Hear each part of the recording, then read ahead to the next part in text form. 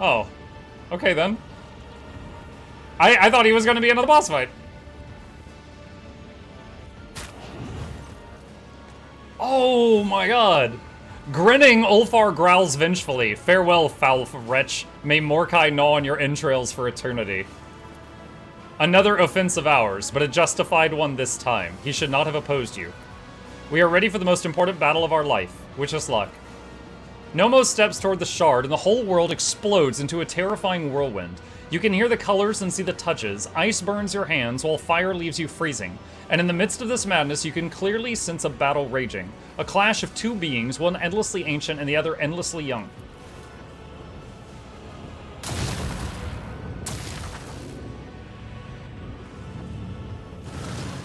The power of the Catan Shard is such that it redefines the very notion of power. But it has a weakness, one that you can see only now, that the Shard and its rival standing face to face. The Shard is just that, a shard. It is incomplete, it is not whole, and it cannot be what the Catan was before. What opposes the Shard is something entirely different. An undivided sentient being with a clear purpose in mind, akin to a well-aimed arrow. And the one who fleshed and loosed this arrow was you. The battle goes on and on and on, outrunning the course of time, but you do not need the gift of clairvoyance to know who will emerge victorious.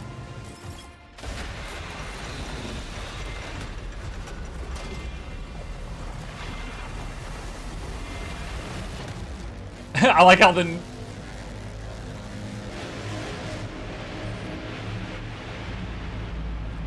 new cage has like the Imperium skulls on it.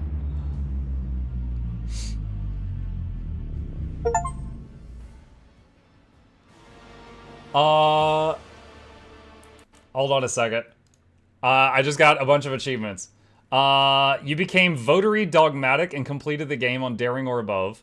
You raised your own ambition. You completed the game with any conviction zealot on daring or above. As last time we did a higher difficulty, so I guess it's just I didn't have that conviction last time. The Catan Shard was transmuted into a new form, and their name was Nomos. Possessing the power of an ancient being and nurtured by the rogue trader, the young star god watched over the Coronis expanse, their new domain, with curiosity. Yo! Pet god! Gathering its bleeding worlds together again, the rogue trader restored order in the expanse without compromise, protecting the faith and leaving behind any notion that the region could ever be beyond his righteous justice. An expansion began that would slowly turn the sector into a new province of the Imperium where rogue traders were no longer needed. I mean, except me, of course. The subjugated deity in House von Valancius' service ensured the Imperium's firm grip on the Expanse's throat. By eradicating enemies and unbelievers, the rogue trader bestowed a gift upon the sector of faith in the certainty of retribution. Perceiving themselves as an entity deeply beholden to the Emperor, at the very least on account of their unholy existence, Nomos exterminated corruption with extra zeal, sometimes razing entire worlds. Yo, honestly, I think the Inquisition guy would have loved this guy if he got to know him some more. Weaknesses of human nature such as doubt, mercy, or self-loathing were unknown to the God Emperor's perfect beast. The news from the Expanse was met with deep concern in the Imperium. Some began speaking of a punitive campaign, though they quickly fell silent. A lone ship broke through the Great Rift carrying a letter to Dargonis bearing the Inquisition's seal, but what the letter contained and who penned it is better left unknown. Strict abidance by the law and devotion to the Imperial Creed brought great renown to the rogue trader. Every planetary turn on every world in the sector, thousands of prayers were offered up to the Golden Throne praising the name of the Guardian of the Coronis Expanse. Legend has it that the God Emperor himself favored his steward, granting him a miraculous power to crush evil and shielding him from enemy plots. The truth is that the Ecclesiarchy, in its battle to control narratives in the Imperium, persecuted those who spread such tall tales, as well as those who demanded that the rogue trader be proclaimed a living saint. Incendia Corda continued her merciless fight against the heresies plaguing the Expanse. Not concerning herself with notions of jurisdiction, she brought the Imperium's justice everywhere she went, killing heretics by the thousands. Stained glass windows with her likeness illuminated the bonfires graced by sector chapels. With her tightening grip of fear, the prayers of the pious became ever more fervent in their reverence to the gracious chastiser. After openly embracing the patronage of the Skull God, Caligos Winterscale swept over the Expanse like a fiery tornado, bombing peaceful planets and destroying void ships. His dynasty's realm became a nest of piracy and heresy that required immediate purging. Remember, I did point out in that one fight, I was like, wait, did you just yell skulls for the skull throne? And he goes, no, you misheard me.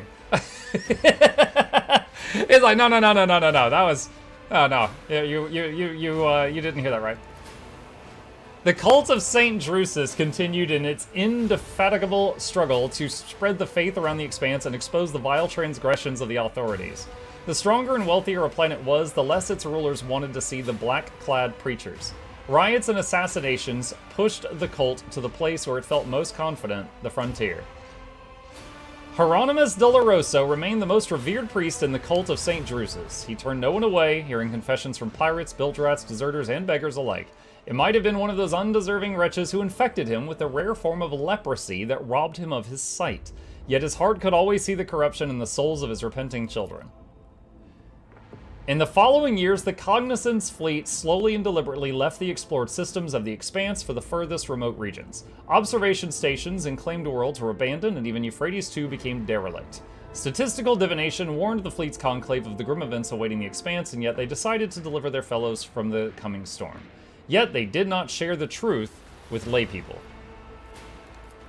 Many members of the conclave perished during the tragic events that accompanied the return of the Messiah of the discontinuing cycle. The hierarchical chain raised Magos Dominus Opticon 22 to the highest circle of leadership. He remained there for more than a century until he was deposed and disposed of, charged with attempting to revive the anathematized schism. The crises in the Expanse dealt a serious blow to the business interests of the Fellowship of the Void. Having no powerful allies, they retreated into the darkness of the frontier systems. The hard life they faced there forged them into a new tribe. Furious, wild, and willing to do anything for survival, they swore to return and retake what had once been theirs. After Riz's death, her place was taken by a quiet man who simply called himself a useful acquaintance and was prone to coining his own nonsensical words. Few guessed that this scrawny fellow had been Riz's first mate, who possessed an iron will and a truly monstrous nature. On his quiet orders, the pirates conducted brazen and violent raids. Violence throughout the Expanse put many on their guard, and as a result, the Casbala Commission's business declined. Soon, rumors surfaced among the cold traders about a so-called commission that had made it through the Maw and into the Expanse. Its professed purpose was to audit assets and take measures to restructure operations. These words carried with them an ominous threat. When Octaviana became the new leader of the Casbala Commission, she made every attempt to not end up like Vladane. The mission's leadership demanded profits, and Corda's enforcers thirsted for blood. Octaviana's dilemma sorted itself out when one day all of Footfall's cold traders were arrested and herded onto the Adeptus Amacicus.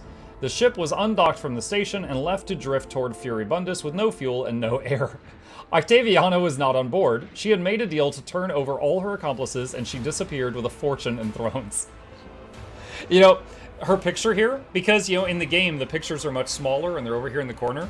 I thought her photo was her holding a microphone, and this was the cord of the microphone. I didn't realize she was pouring a drink. Hey, I just saw one of your tutorials on YouTube. Helped me a ton. Wish you health and happiness. Hey, Saya. I am glad it helped you. Thank you for the well wishes. The Imperial Navy was wary of the rise of the Von Valancius. They saw themselves as dogs guarding the flock of the Emperor's subjects, and there was a new master of the pack.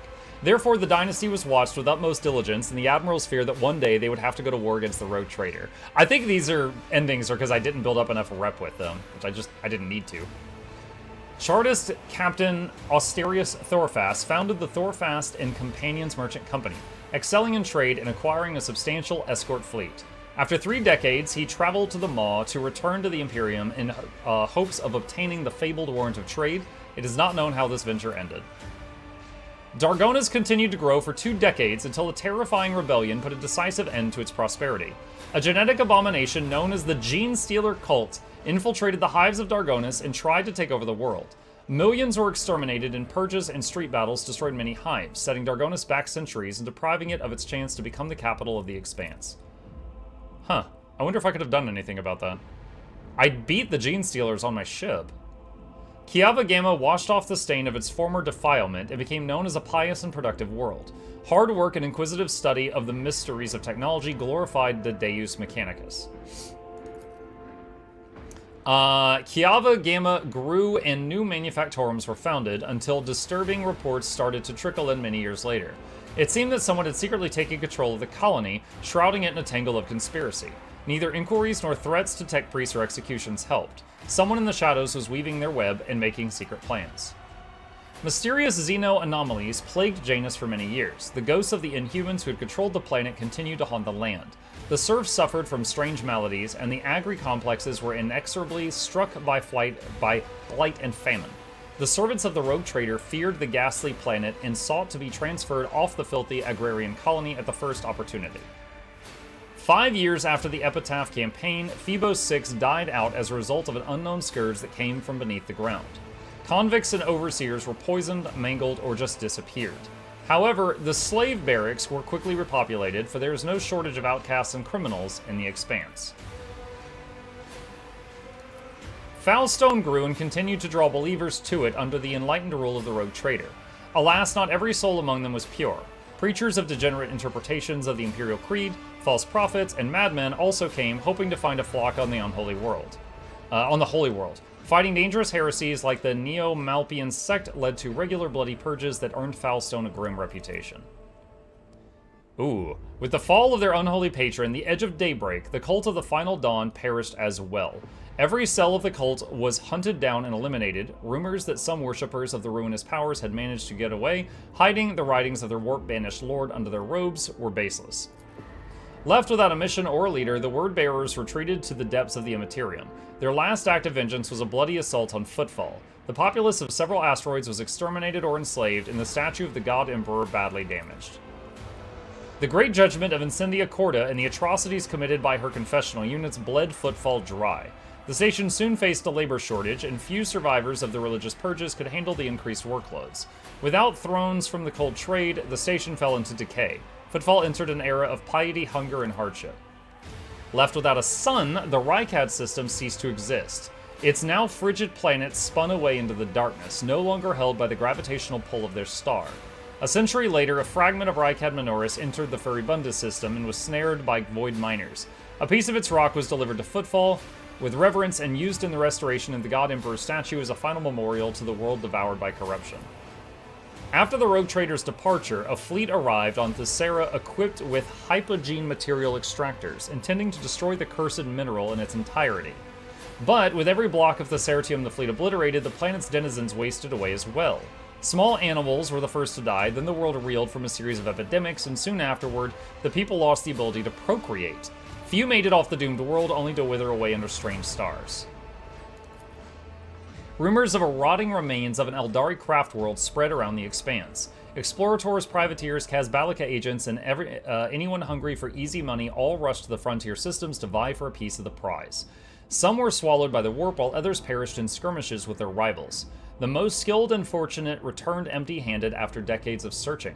The colossal ship as big as an imperial world simply vanished as if it had never existed, but the legend of the forbidden treasure lived on and continued to bring daring souls to ruin. The Eldari left everything they owned in one piece. Half a century later, the Expanse trembled to the echo of Eldari war songs. Myriad warbands appeared out of nowhere, leaving a trail of bodies in their wake before disappearing into webway gates, masterfully hidden from the eyes of Monkey. The children of Asurian had come to avenge the death of the craft world Kruderok. Their woeful retribution lasted many decades until both races were war-worn and out of blood to spill. The spirit monolith, purified by the Harlequin troop on the Crone world, was hidden from the insatiable eyes of Monkey by raging warp storms. Ships started going missing more frequently in the systems close to the planet. Even the most courageous captains gave the region a wide berth, and it was named the Damned Reefs. Somewhere on the underside of reality lay Komorra, woven from manifold of other dimensions and illuminated as always with the light of stolen suns, its streets ever filled with screams and agony. Any misfortune experienced by the Dark City became another scar on its appalling face, lost among thousands of other vile blemishes. As long as pain pulsed in its blood-soaked spires, the insatiable and unshakable Komorra continued its flight through the webway along with its unchanging ruler, the leader of the Cabal of the Black Heart and the most dangerous of all Drukhari, Asdrubal Vect. After the Rogue Trader's visit, dimensional rifts opened around the spire of the Reaving Tempest, flooding the streets of the Komorra with demons. You're welcome! This incursion terrified Komorra. The Cabal of the Black Heart managed to stop it, but some Archons saw the event as a sign of their leader's weakness. Others interpreted it as a grim omen for the entirety of the Dark City. The fall of the Cabal of the Reaving Tempest united Camorra for a brief and bloody moment. The elites of the Dark City set their squabbles aside and found a new game in tearing apart the domain of Archon Eurymeris. The fate of the Reaving Tempest reminded the other Cabals that nothing lasts forever in the Dark City, save the city itself. Leaving the Necron systems behind, the Star God vengefully obliterated every tomb world of the ancient Xenos race. Look at that, man! I solved so many problems. Like, yeah, there's all these little people problems. This is nothing. But yo, we got a god on our side that is just like, no, no, no, no, no. The old hatred of the Catan, betrayed by their deathless servants, whispered inside him. Following Lethus' destruction, its tithe ended up in the tenacious grip of the Administratum. The clerks stashed the wealth of the Coronis Expanse away in warehouses. A few years later, a decision was made to transport the tribute across the Maw, where the barges carry the immense wealth were Wait, hold on a sec. A few years later, a decision was made to transport the tribute across the Maw, where the barges carrying the immense wealth were lost without a trace.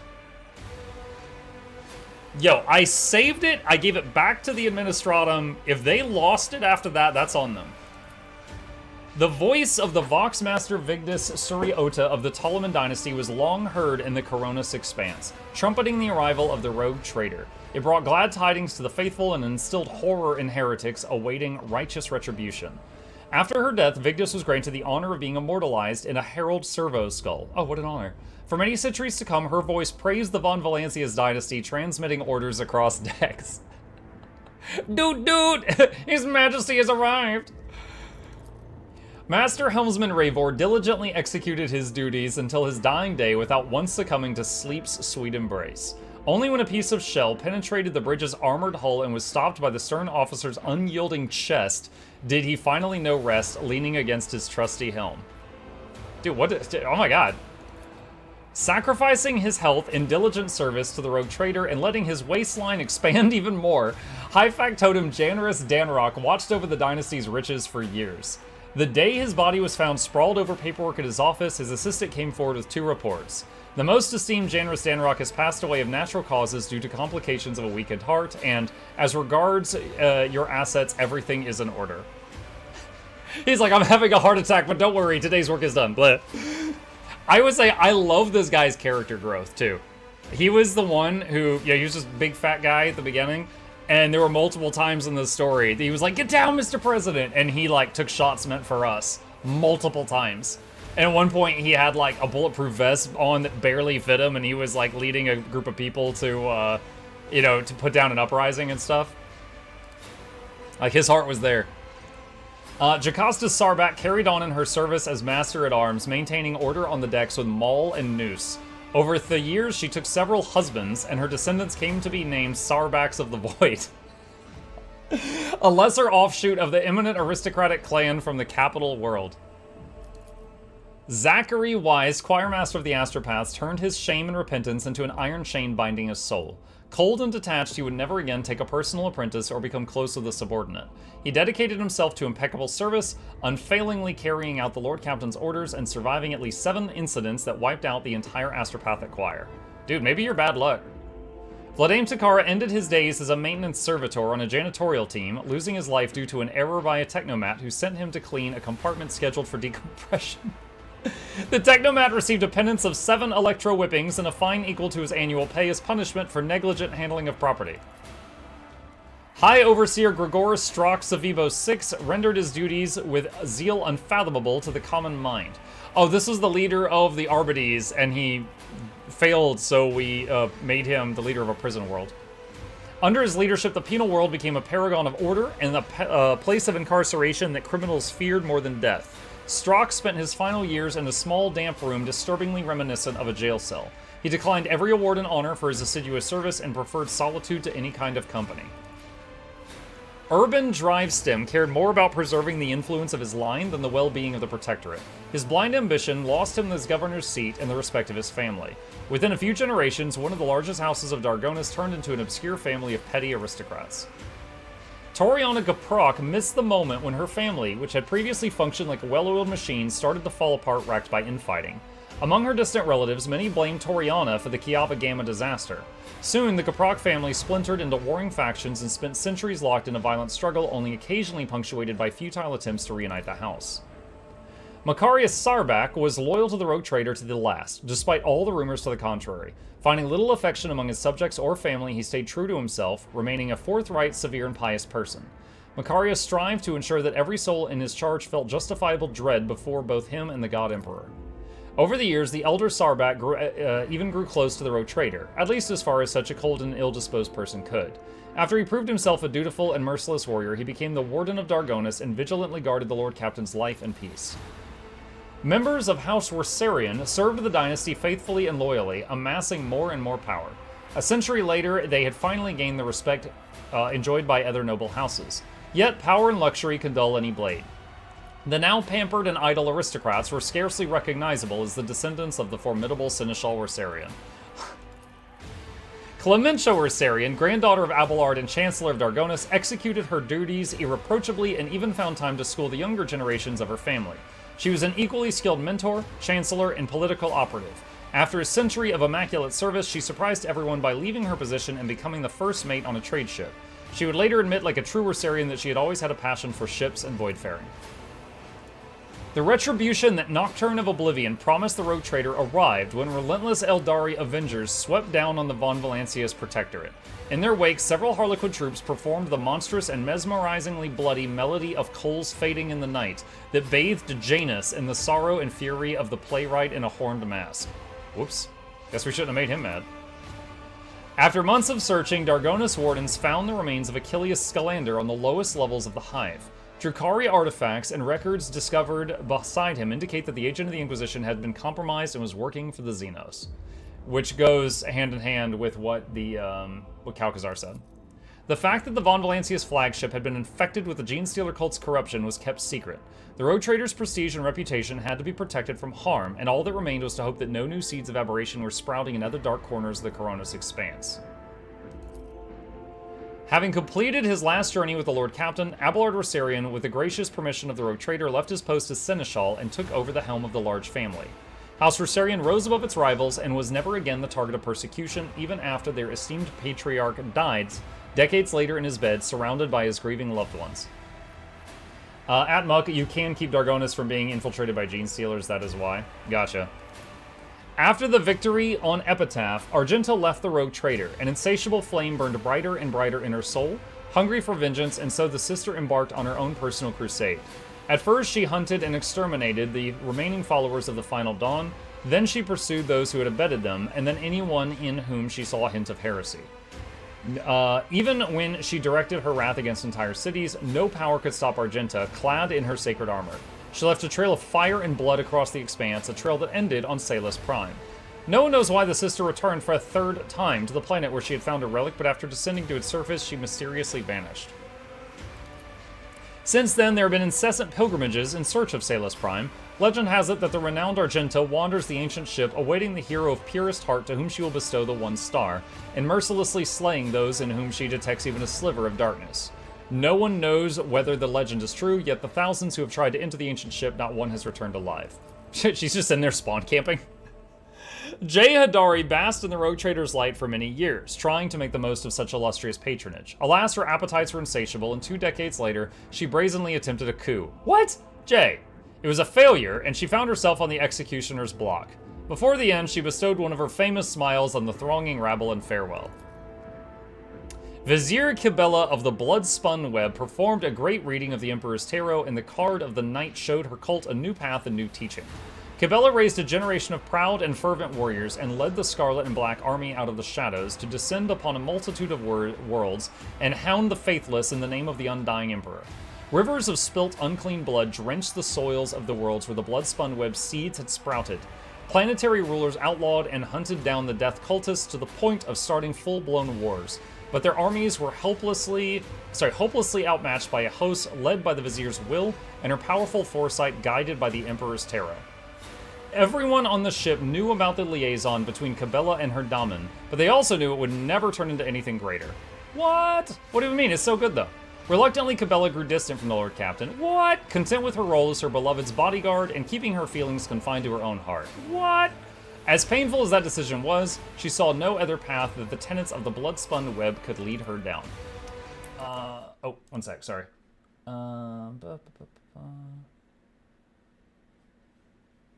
Wait, what? Okay, hold on. I'll read that later. Sorry, I just got an alert that someone was DMing me a lot. Mattis Erebus was a loyal and dutiful servant of the rogue trader. Because of his vehement faith in the undying emperor, he was permitted to join the Bloodspun Web. A decade and a half... Wait, wasn't that her brother? A decade and a half later, having risen to the rank of the web's fourth spinner, he died honorably during an assignment, and his soul passed on to the Undying One. The Vizier composed an enigmatic and profound quatrain in his memory. Inquisitor Heinrich von Kalox continued his service to the Imperium and vanished under mysterious circumstances several years later. After receiving a signal encrypted with Inquisition codes, he traveled to an unknown distant world from which he never returned. In her journeys with the rogue trader, Cassia Orselio experienced all the hardships and delights of the galaxy. The invaluable experience and new knowledge helped her to finally conquer her fears and accept herself and her powers.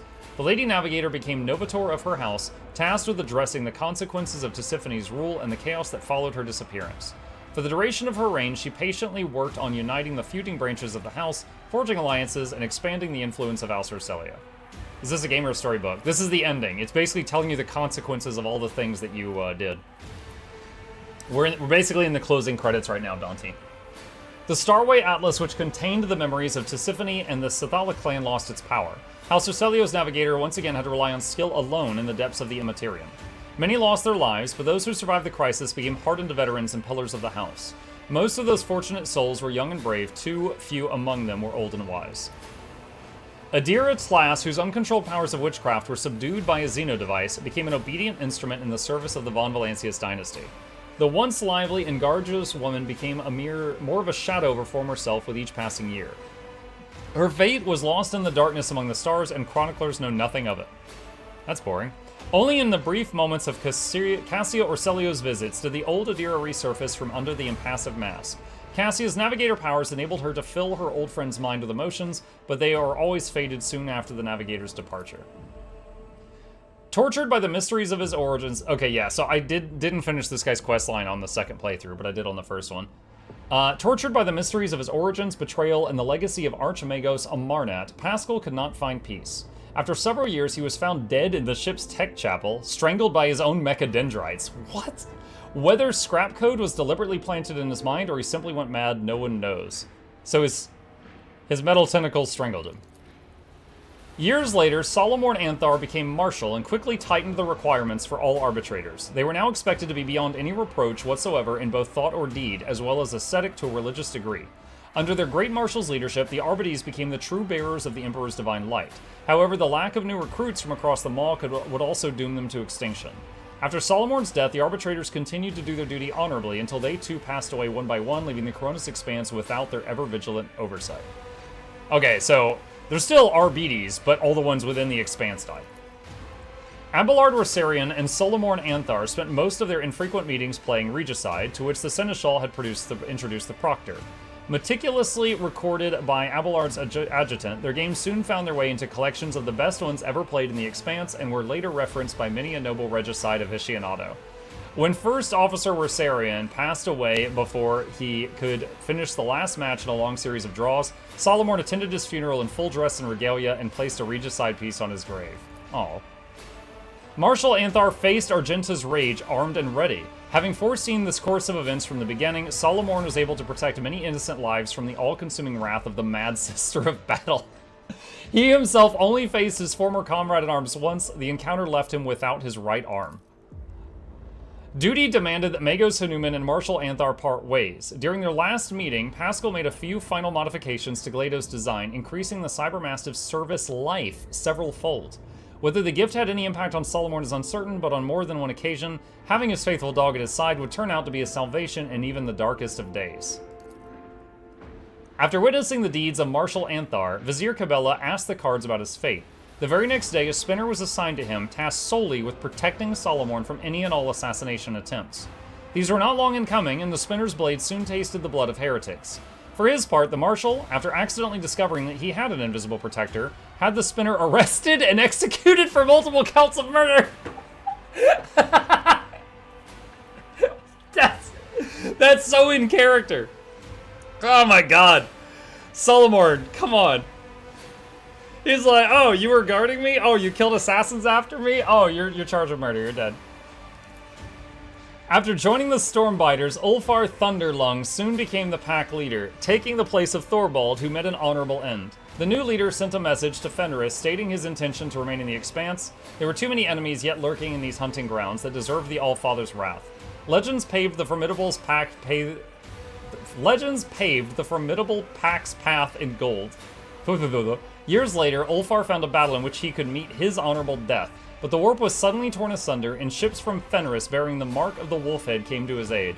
Saved from the battlefield by his loyal companion Halbrand, Ulfar accepted the honors of the Dreadnought and was entombed in sacred armor. During the blessed ritual, he cursed and demanded to be left to his death, but his brothers merely answered with mirthful laughter. When he recovered his senses, Ulfar led his forces to the heathen stars. The Allfather had given him a new mission in a near-death vision. No one in the Expanse has heard word of the Space Wolves since their departure, yet many believe that one day they will return victorious. Oh, he's a Dreadnought now. Such was the echo of the deeds of the rogue trader of House von Valancius. Deeds that transformed the Coronis Expanse and prepared it for the events even darker and more violent. But those are the events of a different story. This one has come to an end.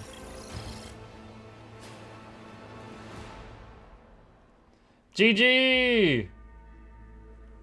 Oh my gosh. It's done! It's done! Ah, what a good game. But I tell you what, I'm glad to have a break from it as a streamer. Constantly reading out loud this much is rough. It is rough. So much overtime. I know. I was kind of recognizing the Necron area, and I'm like, oh yeah, I think we're almost done. And I was wrong. There was like another hour and a half. Are you going to play it again with the new DLC releases? Probably not immediately. I need a break from it for a while. It's a fantastic game, but there's, again, the reading out loud. The reading out loud constantly is really rough on me. Like, it's one thing if I'm just reading what I am saying out loud, like in Baldur's Gate, and then everything else is voice acted, but this is just like, my voice is rough, like, each day. New Game Plus now. I mean, I've done 2 playthroughs now. But I will say, DLCs, they were great. I really enjoyed them. They did a good job of having it kind of weave through the whole story all the way from the beginning to the end. Because, like, I kind of was wondering if the DLCs were just going to be like one little area and we just do it and then that's it and then I put the game down. But the fact that it kind of weaved all the way to the end of the game was really nice. Mike, do you plan on playing the new Contra Age of Wonders 4? Yes, at some point. It's not going to be immediate, but yes, at some point. So much overtime, yeah. The next game is fully voice acted, question mark. I don't know, I hope so. They've got 2 games coming out. They've got one for The Expanse, and they've got one for Warhammer 40k. So The Expanse, I've read The Expanse books. I haven't seen the TV series. I've heard that it was received quite well, but I've read the books and I love it. And the Warhammer 40k, I love that too. So both of them, I'm down to play. And they're made by Owlcat, and so far, I've loved the last 3 games Owlcat made. So I'm down to play them. But as far as voice acting, I'm not sure. Big recommend on TV show, it's a must watch. Yeah, I've heard only positive things about it from people that watched it. Hello all. Hey Lucian! Dark Heresy. Yeah.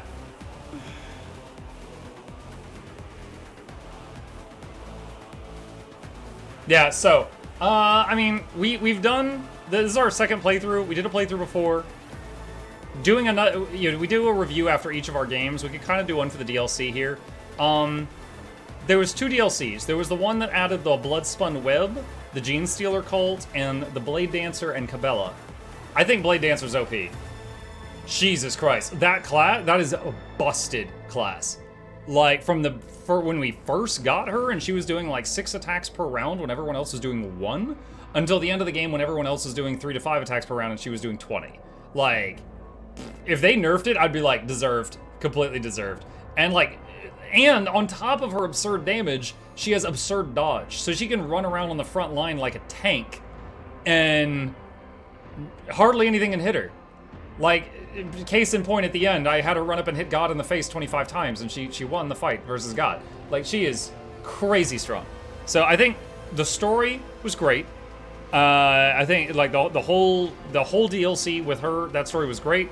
I think that class that was introduced, the Blade Dancer, is too strong.